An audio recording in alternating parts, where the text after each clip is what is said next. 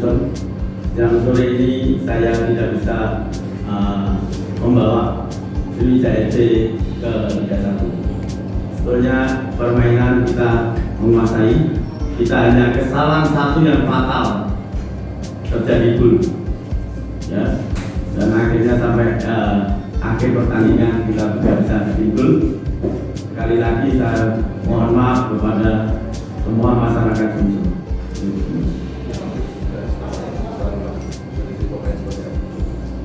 Ya, saya mewakili kemarin juga minta maaf pada saudara-saudara Sumsel. Kami sudah berjuang hasil tidak berpihak pada kami. Kami dan teman-teman sudah mengeluarkan semua pengungkapan kami. Ya, mungkin kami kurang beruntung, tapi saya sebagai pribadi sendiri mohon maaf pada seluruh masyarakat Sumsel. Itu saja. Ya, karena dia silakan menyampaikan pertanyaan. Dari Kompas, kesalahan apa yang paling fatal menurut Coach sehingga tadi terjadi? Yang pasti tadi ada terjadinya gol. Itu sebetulnya bola pendek sekali, nggak perlu itu dengan kepala. Kalau memang ini dengan off corner kick tidak masalah. Jadi itu dengan heading dengan bola pendek segitu tidak sampai ke kiper. Itu fatal sekali satu, itu yang bikin kita kalah dan kita nggak bisa lolos.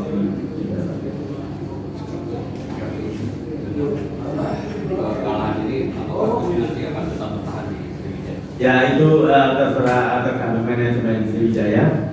Kalau saya sih karena rumah kedua saya ada di istilahnya di Palembang, saya mulai dari pemain sampai jadi pelatih di Palembang. Kalau memang dari pihak manajemen Sriwijaya masih membutuhkan tenaga saya siap.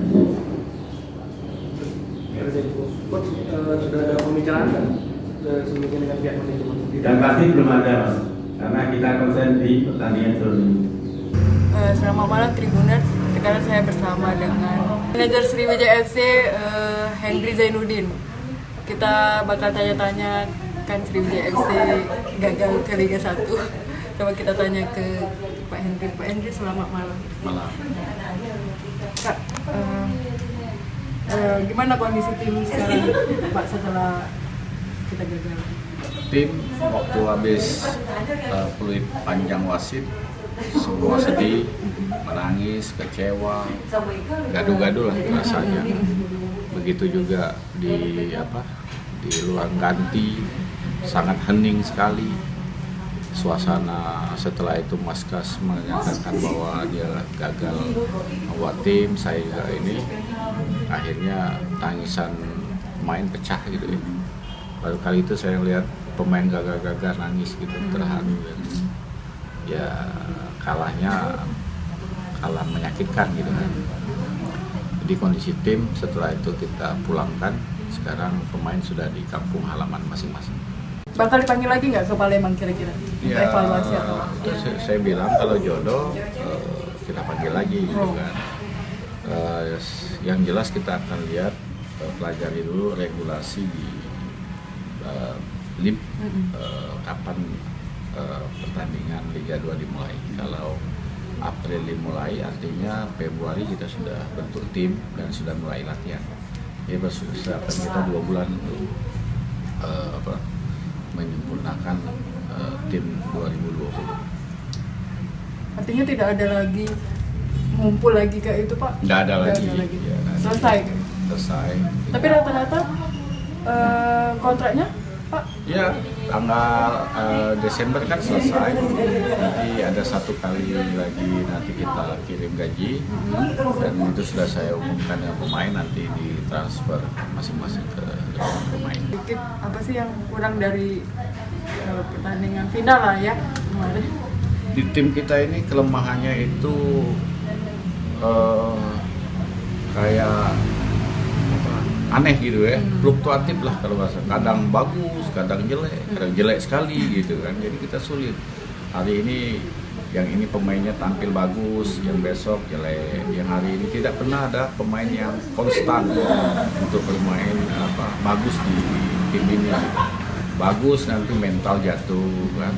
Jadi sulit kita untuk menyatukan permainan yang seirama gitu. Dan puncaknya hanya saya lihat di Persita kita masih bagus gitu kan. Beda dengan tim lain kan, Persik konstan dia mainnya, dengan Persita konstan mainnya kan. Kalau kita kan kadang bagus, kadang jelek, kadang gitu. Itu yang bikin kita susah untuk melakukan strategi pelatih gitu. Ke Liga 2 lagi nih Pak, jeda dari sekarang sampai untuk persiapan itu berapa lama Pak? Sebulan lagi kah atau?